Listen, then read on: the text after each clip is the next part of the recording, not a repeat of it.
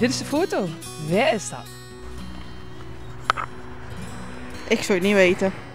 Zou we niet weten? Nee, weet ik echt niet. Nee? Nooit gezien? Ja, ik zou het niet weten. Waar is dit? Niet met de naam. Dat speelt met aan een film nu op dit moment. En dat is hier van de Hingenerstraat. Aspergon, daar is van alles mis mee. Isabelle bijt zich nogal vast in dat aspergon-dossier. Ze gaat niks geks vinden, toch?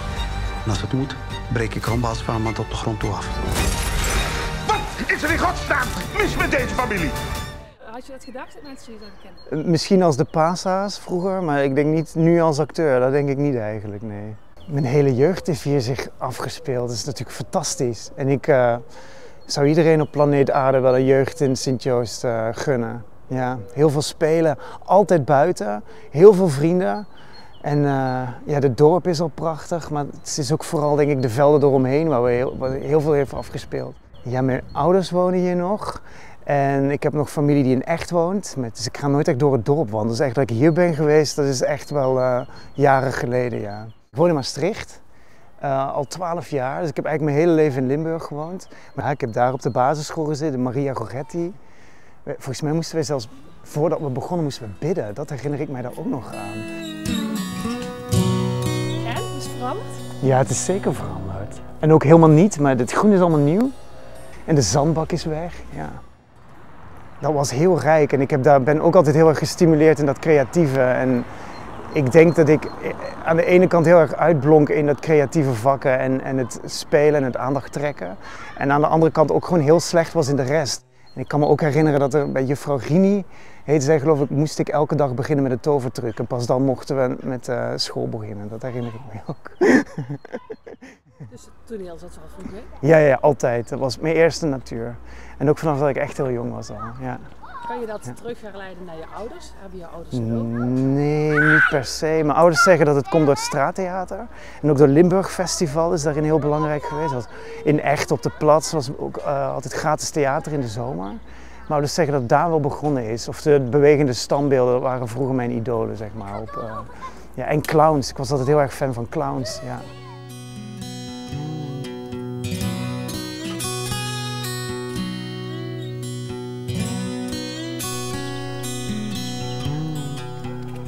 En het ziet eruit alsof de speeltuin niet meer is afgesloten. Ook super mooi. In Elixir spelen Quinten Rombouts. Dat is de jongste zoon van de familie. Dat is een familie heeft een bedrijf in de farmaceutische industrie. En dat zijn wereldspelers. En Quinten mag niet meedoen, want die heeft dat is een beetje het zorgenkindje.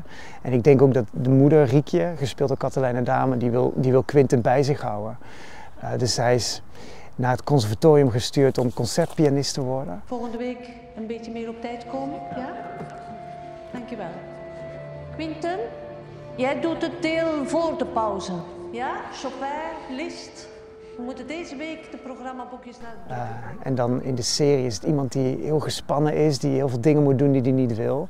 En ik mag ondertussen ook verklappen dat hij een verslaving heeft, dat hij drugsverslaafd is. Ja, een heel onzeker, maar heel lief en heel sympathiek personage vind ik. Ja. Ik werd plots out of the blue werd ik gebeld door een castingbureau dat mij 1 keer eerder had gebeld voor een commercial voor zonnepanelen. En ik hoorde aan haar stem van de casting director, Rebecca van Une, dat iets belangrijks was. En zij zei dat ze dat script had gelezen, dat ze onmiddellijk aan mij moest denken. Maar ze zocht in eerste instantie een Limburgse familie en met zoveel mogelijk Limburgse acteurs. Ik viel met mijn neus in de boter door Dana Negustan te ontmoeten, die dit heeft geregisseerd. En zij wilde ook heel graag een onbekende acteur. En dit project was zo omvangrijk en groots dat ze zich dat ook konden permitteren, omdat er genoeg ruimte was om mij daarin te begeleiden. En dat hebben ze zowel tijdens het filmen gedaan als zelfs daarna. Mijn moeder, die gelooft niet in mislukking. Dus voor haar ben ik de meest getalenteerde concertpianist van het westelijke halfrond. En mijn vader, die gelooft niet in persoonlijke problemen. Dus voor hem is verslaving geen ziekte, maar een bijwerking. Ja, en tussen die 2 leugens leef ik. En nu? En hoe was het om met bekende acteurs te spelen? Ja, die clubacteurs om mij heen, die wisten allemaal ook dat dat voor mij best een grote kans was uit het niks. Dus die waren ongelooflijk genereus. Die hebben mij ook allemaal heel erg gerustgesteld en dat was echt familiair. Ik heb eigenlijk altijd toneel gedaan, dus ik ben na mijn afstuderen heb ik gewerkt voor Ivo van Hoven bij Internationaal Theater Amsterdam. En dat deed ik eigenlijk voornamelijk hele ondersteunende rollen. Dus ook van die rollen dat als je dan 4 uur theater had, na 3 uur als het publiek lag te pitten, dan kwam ik oprennen om nog een oorlog aan te kondigen. Ja, dit is toch ook wel echt heel gek hoor. En de geluiden, dat is voor mij wel echt thuis. Dan ben je echt in Sint-Joost. Hey, vertel eens, in de serie ben jij een concertpianist die niet meer echt veel speelt, maar je moet wel op een gegeven moment iets spelen. Ben jij een pianist? Ik ben geen pianist, nee.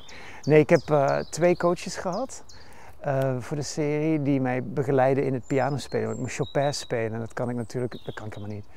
En het was heel leuk, er was een coach die veel met acteurs werkt, dus die kon mij precies zeggen waar dat ik moest kijken. En ik vond het zelf een leuk idee dat Quinten niet een hele goede concertpianist was. Dus het was ook de bedoeling dat je aan hem kon zien dat hij hulpmiddelen nodig had, zeg maar. En natuurlijk die zenuwen ook heel erg. Wat waren de reacties van toen de eerste uitzending van Elixir was geweest? Heel overdreven, maar dat ben ik wel gewend van mijn familie. Ja, vertel eens, hoe ging dat? Het ging heel goed, maar mijn telefoon ontplofte. Ik was heel zenuwachtig, dus ik ging niet kijken. En ik merkte dat wanneer ik uit beeld was, dan ging mijn telefoon gewoon helemaal tekeer. En dan vooral heel veel foto's van dat ik op televisie was. Het is gewoon heel leuk dat het een keer zo toegankelijk is. Dus dat werk wat ik normaal doe, vind ik zelf heel mooi. Maar dat is een stuk minder toegankelijk. Dus mensen komen minder gauw naar Amsterdam natuurlijk, om je daar een toneelstuk te zien. En dit staat gewoon op internet en iedereen kan dat zien. Dat is echt heel bijzonder.